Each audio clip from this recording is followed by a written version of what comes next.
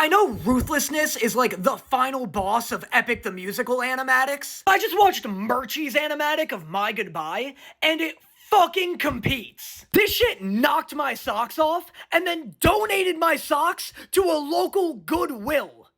I don't have any socks anymore because of this video. I need one winged Athena, either as a poster in my room or a tattoo on my body. This is the hardest imagery I've seen in all of Epic. This is another image that I need plastered on every wall of my house and every house I ever enter in the future.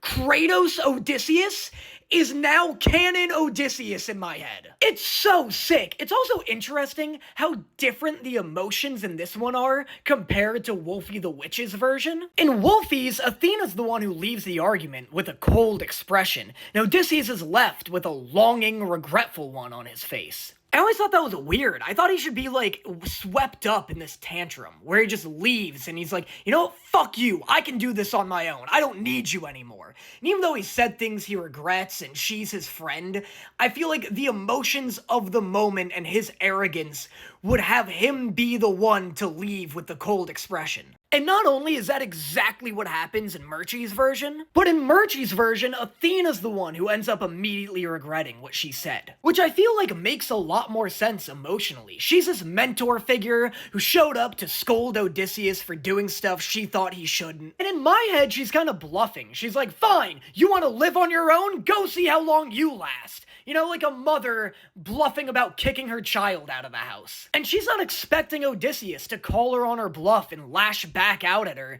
but that's exactly what he does. Odysseus fights back and escalates the situation. And he's like, you know what, if you want to leave, then leave. I'm fine without you. And that's when she's like, wait, no, what the fuck? You're just kind of supposed to take it. You've always just taken it. What are you doing? And it's just so interesting to me how different the emotions of this scene are between these two animatics.